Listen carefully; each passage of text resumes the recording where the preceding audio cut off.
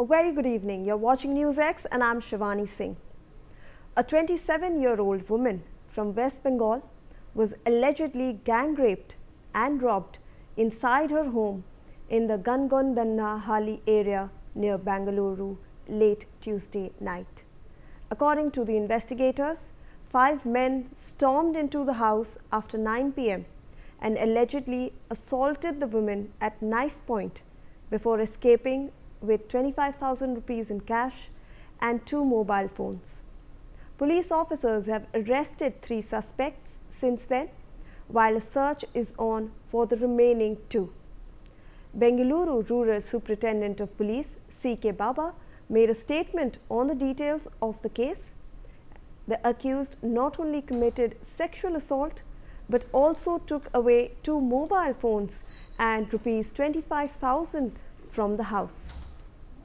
Joining me on the broadcast to discuss this horrific incident that's come to light are my guests, Samshavish Rain, Advocate, Supreme Court, Seema Kausar, women's rights activist, Sanjay Sahai, former IPS officer, and Joyita Basu, editor, The Sunday Guardian. I want to start off this conversation with Samshavish Rain. We had this conversation yesterday as well. We saw another horrific incident happening in the next 24 hours. Where is Bengaluru heading towards? To see that such kind of activities, such kind of incidents has been happening every day and night nowadays. And it's not only Bengaluru. I would say the similar incidents have been happening here in Delhi, in Noida, in Bombay, and other cities as well. And it is so scary that a girl who is at her own safe place, that is her house, she is there, 5 men enter her house forcefully at night and rape her for next almost 2.5 to 3 hours. It is such a scary incident, and it is, I would say that it is a systematic failure of the government, of the police, of the executive, that they are not able to give that safe space to the females. And in fact, the law also, that the judiciary is also failing on its part, that they are not able to deliver the judgment right on time, and because of that everyone thinks that, oh, we can actually commit the crime and then the justice would happen after many years. Till the time being, we can we can just run, or else we can change the documents, we can alter the evidences. And that is the most scary part, that without anyone thinking about it, that if it is done into some isolation or at some secular place, it was not even happening there, it was right in the house. It's so scary. I really have goosebumps here.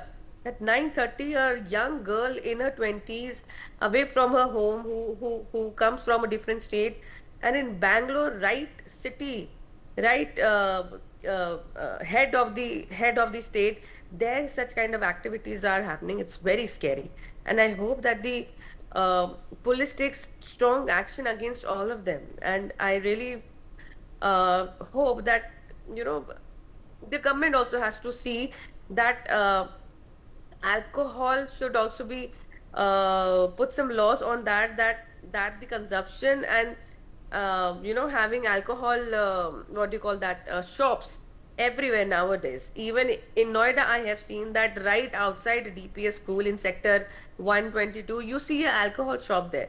So it's like you are selling alcohol as if you are actually selling the grocery. So the government has to see that alcohol shops are not available everywhere, and it should be super expensive, so that the ones who can really afford it, it should be so expensive that they know that they would be sent behind the bars for any crimes that they do. The problem is that the ones who are the alcohols are available on a very less price also. So any rickshaw person, anyone and everyone are doing it, and they know that the life is better inside the jail, because they can have 3-time food, they can have their meals over there, and outside the jail they have to work hard for the survival. So in jails also we have seen such kind of people who intentionally do crime, so that they could go behind the bars and they could have a better life inside the jail compared to outside. So Right. it's very scary to see such kind of incidents happening right inside the house, the safest space. I hope the government and the police, do something for the safety of the girls and others. Thank Right. you. Joyita Basu, I want to bring you into this conversation. How do you look at this incident? A woman cannot even feel safe inside her own house. Well, I think what happened was absolutely, it is scary, and particularly because it happened inside the house. But you see, here what we have to look at it in terms of, I mean, the failure of wherever this takes place, whichever state government or city authorities it could be, it is the failure of the authorities to strike fear in the hearts of any potential culprit and any potential criminal. You see, this is until and unless exemplary punishment is given to these people, until and unless there is an awareness, I mean, there is a realization that if you commit, even think of committing such crimes, there is going to be severe punishment, and unless that is done, I think these incidents will not stop. Because you see, for that matter, police also can patrol certain streets and certain areas up to a point. But then what happens when something like this happens, when five drunk men barge into the house? I mean, how dare they? Okay, and the thing is that so ultimately it also depends, I would say, on neighborhood watches, on the security that people have, the localities, the societies, the colonies that are there. Even nowadays, that's what we are witnessing, that all these societies and colonies and all, they have started having their own security and all. So you see, it is not just the government, but also, I would say, the people on the ground when they need to be vigilant. When you have criminals like this, I mean, what do you do? What do you do? And they thought that this girl is an easy prey, that she was living in this house all alone. She works in a beauty parlor, and the thing is that possibly not very privileged to afford a maybe a flat in a very well secured society. So they took advantage of that. All right. So you see, this cannot continue. This cannot go on. So exemplary punishment is the order of the day. Just throw them behind bars, for they give them life imprisonment to start with. I am not asking for the death penalty, but the life imprisonment in such cases is the minimum that should be given. Right. I want to bring in Seema Kausar also into this discussion. Seema, how do you see this? Because we do have laws in place, we have now fast track courts for such cases, but do you think the justice system is failing women, and that's why there's no deterrent for these people who are actually committing these crimes?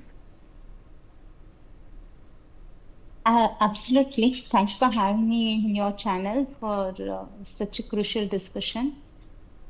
Absolutely, I completely agree with you. If you really set an example for higher punishments or something, I think these people fear is gone these days. Because I stay in Bengaluru, I born and brought up here in Bengaluru. We used to see the Bangalore is the safest place, but now I don't know where this is heading towards. If the like Prajwal Revanna case you have seen, such a big politicians are setting an example doing such kind of crime, then what would be the civilians or they learn from? I don't know from where they are learning what if they are setting this kind of examples, so they are going to without fearless. I don't know what it is happening in the Bangalore. Even we are scared about this, though we are born and brought up here. Nowadays, we are really fear of this thing going on in a house, in a college, everywhere. So really, I wanted to say that if we set a strong punishment or strong any verdict towards these things, I think whatever is going on, laws and rules and regulation is not sufficient, what I feel.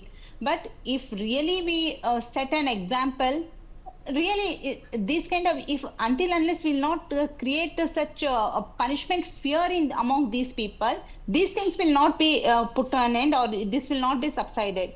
This will grow day by day. As I in your channel only n number of time I have participated for the same kind of incidents.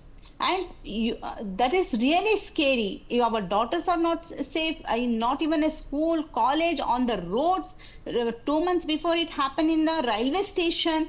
So it is really scary. So really we want some kind of punishment and some kind of strict rules to be implemented. That's Right. what I feel. Absolutely, absolutely. I want to bring in Sanjay Sahai. Sanjay Sahai, Mr. Sahai, how do you look at this? Do you think the policing system is overstretched, or do you think there should be neighborhood safety audits, community policing, models? How do we, control or, prevent such kind of incidents from happening further?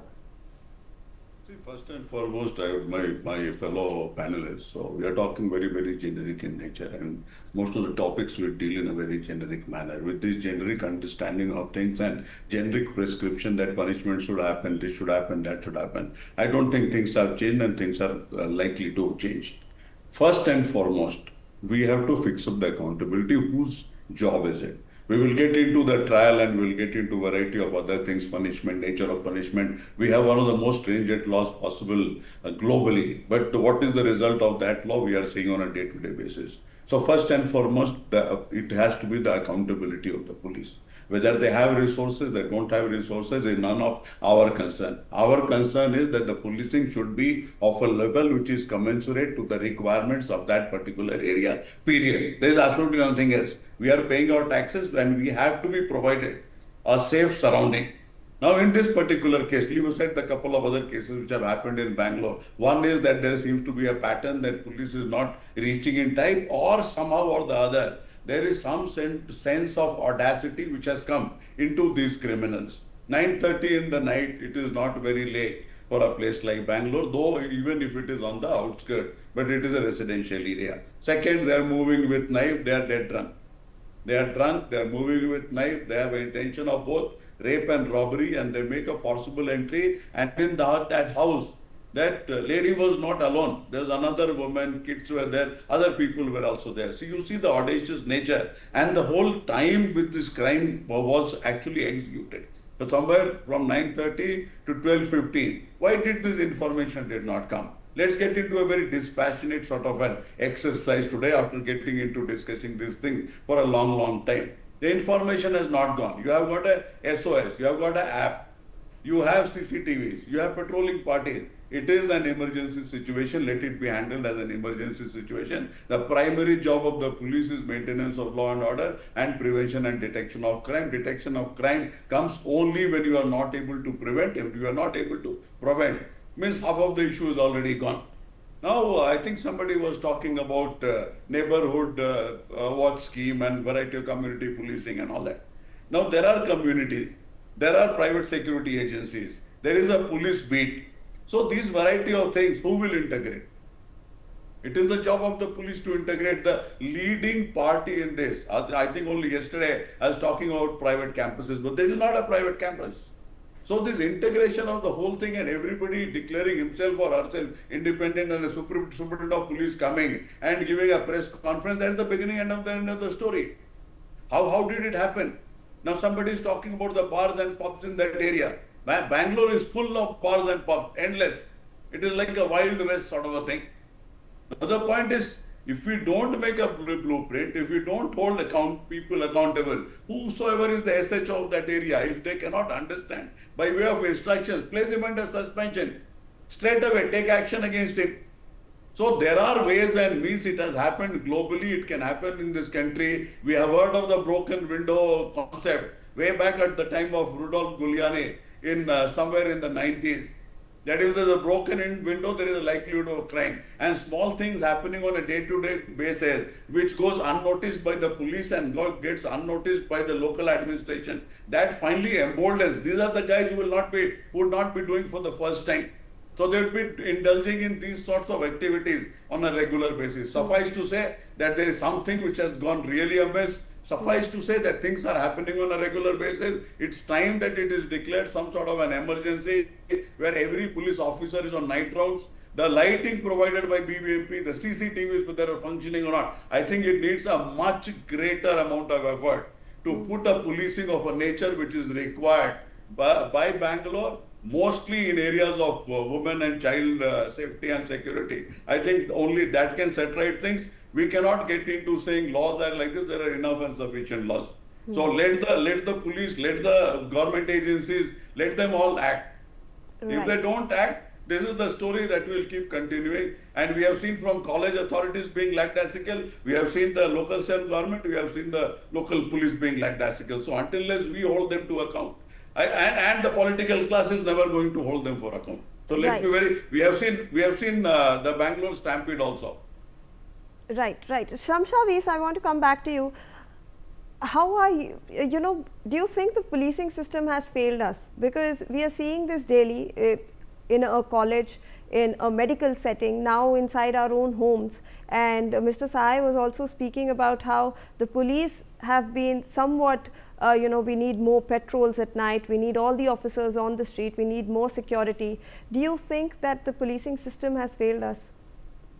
Yes, I would strongly agree to it that yes, it is the police system. The system has completely failed from top to bottom. Because if you talk about the law in as per the BNS for gang rape or even for the rape, it is rigorous imprisonment of 20 years bare minimum, which can be extended till life.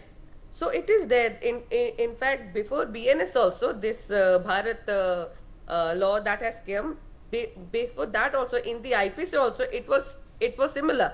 So it is not something that the law was not there and now it has come up. So now things would change. No, the law has always been there. Then that for rape and the gang rape, it is life or and in rarest of rare cases it can also be death. But things are not stopping. The Nirbhaya gang rape case, from there it started. Things have been changing, laws have been changing, but things are not changing at all on the ground. So it goes without saying that it is the police, it is the system's failure. Systematically, they have failed it. They are not able to provide the proper security that a woman should have. They are not able to provide proper security that children should have. Even the children are being raped every now and then. It is very unfortunate. I would say that Mr. Sahai also would also agree to it that many cases are not even reported. Many girls, many young childs, they don't come out because what the neighbors would say, what would parents would say. At times the parents would say that because you are going to school, so that's why you were raped, now you have to sit at home. Because of that, many girls are not able to report about the rape. So yes, it is a systematic failure. It is failure on part of everyone. And goes without saying that the police are not doing the good job that they should be doing. If at all there is requirement of more staff in the police, it is their job to open the vacancy and do that. You have to do that. You can't say कि हमारे पास staff नहीं है, or else the budget is less. Budget the government will pay. It's their job. They will bring it in their. Right. I'll tell you one more thing. Add a Yes. point that these guarantees of variety of types all across the country. So that is being, our money is being splashed for variety of reasons, call it welfare, call it whatever. Is law and order, is security, not something which has to be guaranteed by the government. Yes. That's the first and foremost thing. Whether you are giving 5 kgs of rice, you are not giving 5 kgs of rice. That will come only if I am alive. Yes. If my dignity is maintained. You are calling this pehna, that mata, all sorts of things. But when they are being raped and when the situation is so horrendous that you can't even imagine of living in a secluded place, or might be even in the best of the communities. So if this cannot be a guarantee, what do we do with all these other guarantees? That 80 crore people getting 5 kg of rice or whatever ration. See, somewhere we are missing the wood for the trees, and we are trying to create I want to camouflage circle back situation to which will not Joyita. happen. I want to circle back to Joyita Basu. Joyita, we are seeing that there has been some systematic failure, but how do we prevent this going forward? Yeah, okay. Before I get into that, I mean, there's no point ranting and raving about what free ration schemes are given and all. I mean, there are huge segments of the poor who need this, who really talk about that. Now, to compare that with the security, I mean, frankly, let's not get there. You see, these are areas that are basically, let's not talk about, you know, the food security. And when you are talking about security, that is an essential. But you see, to say that just because 80 crore people are you know, getting food security, but at the same time they do not have any security, that's also stretching things a bit too far, and frankly a political comment, nothing more than that. What we are going to talk about here, we are here to talk about women's security, and this is state neutral, this is city neutral, this is government neutral, this is political party, whichever that is, it is that neutral. Let's not forget about that, number one.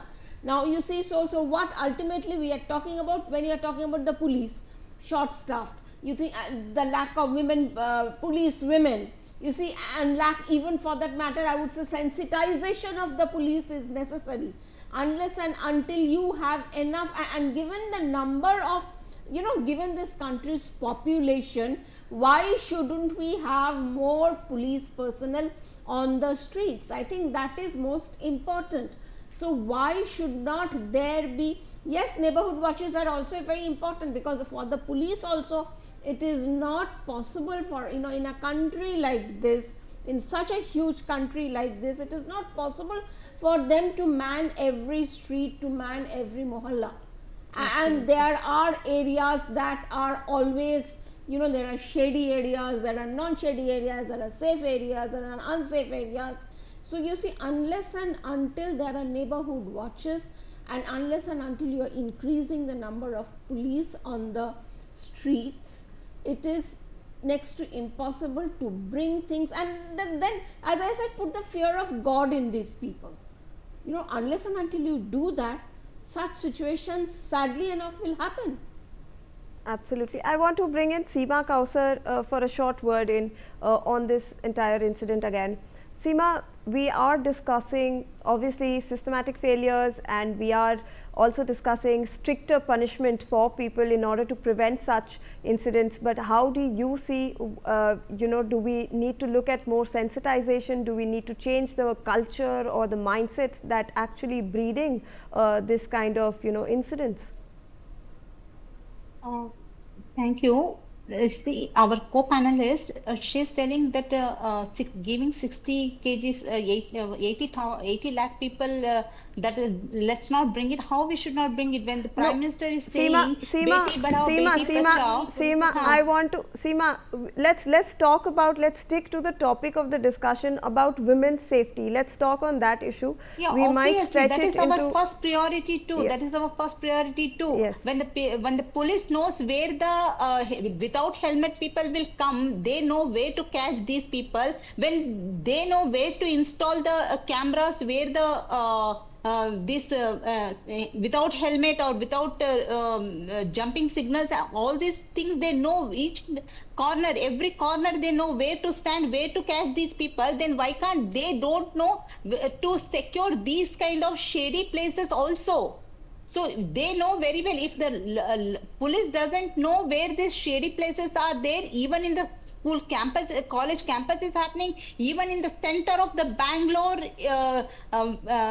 railway station it is happening, then how can it is shady places are there? No, it is absolutely, it is a police failure. They should have to increase the safety, they should have to ensure the safety of women. They know very well where to install the cameras are not only for to catch the not wearing helmet people. You know, they know where to, it should be the main cause of the safety of the women, safety of our people. That is, see, day by day Bangalore is growing, Bangalore is improving. So accordingly, they should have to take the steps to ensure the Bangalorean safety and security. That is, they should be accountable for this. It is right. I'll just add one line. Mr. Sai, yes, Mr. Sai. I'll just add one line. Yes, okay? Mr. Sai. There are 1 lakh cameras. I have done the study of CCTV cameras in 7 cities in India. There are 1 lakh cameras under the Kejriwal government which did not attend to law and order and crime functions. 1 lakh cameras in Delhi. The second point, if all of you are convinced, is inclusive of Ms. Basu, that we are providing the best form of policing possible within the given resources. I don't subscribe to that. Thirdly, No, no, no. Yes, We I- do. Nobody, Why is nobody it has putting words agreed. No, in just let me people's complete. mouths? Nobody has The third agreed. point- Why are you the putting third words part is in people's the- mouths? the And why third are you part- mentioning me by name? Did I mention you by name? What is No, no, this? I'm Mr. I'm Sai, saying the What is policing, this? the You are policing bringing your currently, agenda to there this are place. huge gaps. Don't do that. Okay, leave the name aside. Leave the name aside. I'm saying the policing today has huge gap. That is all I'm saying. Now we have So all of us said resources that. issue. No, no, I'm saying that the policing today has huge gaps. There are resources issue. There is expertise issue. Correct. And these two is not coming by because of other commitments. So that's number two. And finally, the fear of God has to come to the police and government also. Absolutely, we do agree that there has been a systematic failure in policing. I believe all my panelists believe that and have spoken on that issue. A last word, Shamshavis, on this entire issue, please. Yes, I would say that it is the government's job. You have to make sure and you have to see that what is the need of the hour.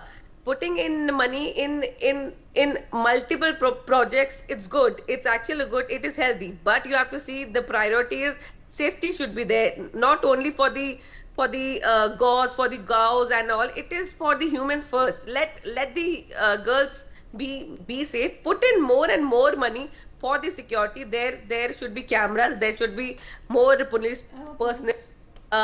There should be more cars on the road so that we all could feel safe and give a bit little free hand. Little. I'm not that good in this, but I'm sure Mr. Sahai would be knowing Right. more. Right. A quick last word, Ms. Joyita Yeah, Basu. let's also not forget the thing that you see law and order is a state subject. I would like to know in this case, since we are talking about the money that is being put to save cows and all. So, let me just ask, how much money is the Karnataka government spending on freebies, including giving free bus ride to the women of the state? Would not it be better for the government to spend that money, that money they are kind of wasting in women's security? Why isn't the government doing that? Isn't that a valid question?